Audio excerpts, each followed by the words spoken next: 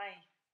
So today I'm going to talk to you about Caveman Rule number 3. We're going to skip number 2, we'll get back to that later. Caveman Rule number 3 is all about fitting in. Now, bearing in mind all this stuff comes from the caveman days, and it's all from your subconscious, which is in charge 90% of the day, at least, then this is kind of a strong one. And the interesting thing about this rule is that in my experience, it tends to kick in when people reach puberty, because that's when kids start to care how they look to others. My daughter's 6 now, and she doesn't care what she looks like to others. She went out a while back in a skeleton costume just to go play in the park because she could. And, actually she has a far better dress sense than me, but she just wears what she likes wearing and what makes her feel good, because that's all that matters to her right now, and I love that. It's us that kind of worry about how we look as adults, not kids, unless something happens to change that. So where does that come from? Well, the caveman thing, if you think about back to the caveman days, there was no chance that you could survive on your own in the caveman days. You had to be part of a pack. And whether you were a male or a female, you still had to be part of the pack to survive. And if you think about it from a male perspective, part of the pack meant that you were a good hunter, and the good hunters had the best prowess. So you would naturally try and gravitate towards the strongest person in the pack, because that gave you the best chance of survival. But you would also couldn't carry the weight of somebody who was weak in the pack. They would be out of the pack. And that's where the basis of this caveman rule comes from. Because yes, that's true in the caveman days, but let's fast forward to the modern day. You're in the school playground and somebody calls you a specky four eyes because you wear glasses. Big deal. Stupid, childish insult, isn't it, really? But to your subconscious, you've just been identified as the weakest person in the pack. And everything's black and white, remember? So to your subconscious, you're going to die! Oh my God, I'm the weakest person in the pack, I'm going to die. And your subconscious job is to protect you, to keep you safe. So it has to learn something from this that it can do once you're an adult to keep you safe. And what it tends to learn is to stay away from the pack. Because if you stay away from the pack, they won't spot that you're the weakest. And if they don't spot the weakest, then you're not going to die. So you spend the rest of your adult life feeling like you don't fit in, feeling like you're not good enough, that everybody else is better than you. But it's simply not true. It's a miscalculation. And the interesting thing about this is we all have this stuff. And as parents, we can't control this really. This is stuff that happens at school. This is stuff that happens around the pack, where people become themselves. They develop their own personalities and they really get a sense of identity and where they fit. And then those people are always looking to see how they're being judged by other people.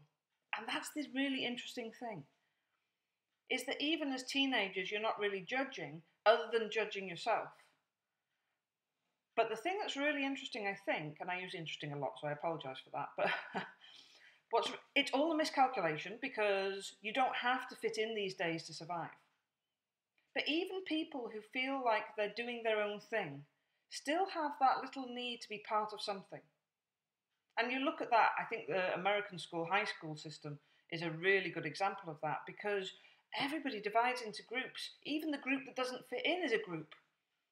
We need to know who we are and where we belong.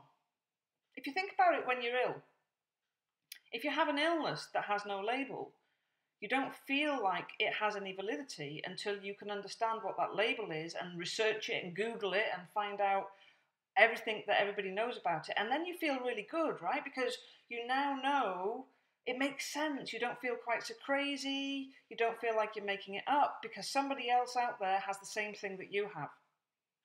And you start following ideas and things to try and get over it. But eventually, if you're not careful, that label becomes a box and a cage and a prison. And by adopting the label, it means that you can't be anything other than the label. And that's why judgment and labels are such a risky thing for us to get into. There's a lot of stuff on the Scottish radio at the moment about mental health, and there's different focuses on different aspects of mental health. And I heard somebody interviewed that was a student, and they were having a really rough time of it. and they were feeling really low, and they were feeling as low as what we might call depression, because that's the label that we give it. And they went to the doctors, and the doctor went, tick some boxes.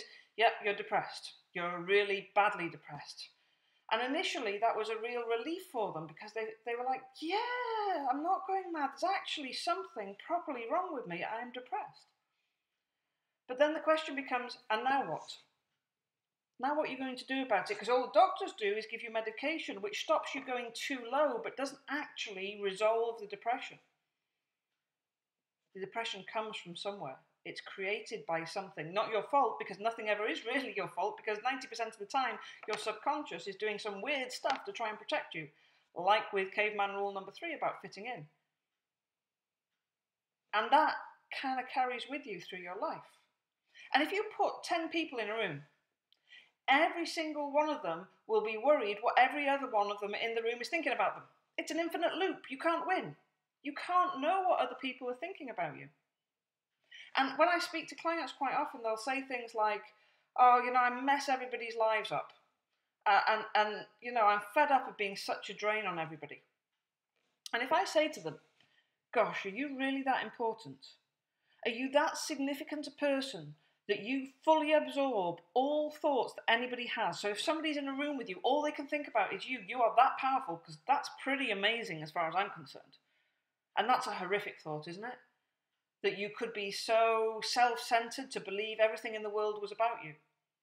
But when you're worrying about the impact of every single thing you do on everybody around you, that's exactly what you're doing.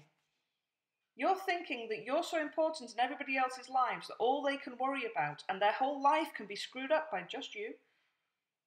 And none of us can read minds. I can't read minds, and I don't want to read minds. I really don't want to know what's going on in somebody else's head unless they tell me. So we can't read minds, and we have our own special model of the world. We're all unique. We all experience things and go through things in our own unique way. That whole thing of, we used to be told, eat everything on your plate because children are starving in Africa, doesn't mean anything to you. If you're hungry, you're hungry. Whether somebody else is more hungry than you is not relevant to whether you're hungry or not. So we can live our lives to try and meet the expectations that we perceive other people have of us when we can't read their minds, and when they're actually living their life to try and meet the expectations they perceive we have of them. Can't win, right? The only way you can win is to literally not care, because it's not relevant. You can only change yourself. You can't change somebody else. And you can't know what somebody else is thinking. So if you find yourself feeling like you're not good enough, that you're not meeting up to other people's expectations, just take a moment to think, well, where that voice I'm hearing that says I'm not good enough, that says they must be thinking of this of me, is it your voice? If it is your voice, what age is that voice? Because that's your first clue about where that subconscious thought is coming from. And then ask yourself, what is the expectation I think other people have of me? And keep asking why. Why is it a problem? Why am I not good enough? Why is that a problem? Until you get to some sense of where this trigger's coming from, because it's just a thing. It's a thing in your subconscious that's trying to protect you. And as we know, these are all miscalculations based on a primitive and limited understanding. It is simply not true that you are not good enough. You are. We are all good enough, because you can only ever be the best version of you that you are. You can't be anybody else. And you can't read anybody else's mind, so don't try. So that's my thought for the day. As I'm sitting here snowed in my therapy room. It's a good job I have no Dundee clients today, I tell you, because they wouldn't even be able to get in the doors. I've cleared the driveway 3 times now of a couple of inches of snow, and I keep on, it's still snowing. So that's me. Hopefully I'm going to get to Aberdeen tomorrow, but we'll see. All right, anyway, catch you later. Bye.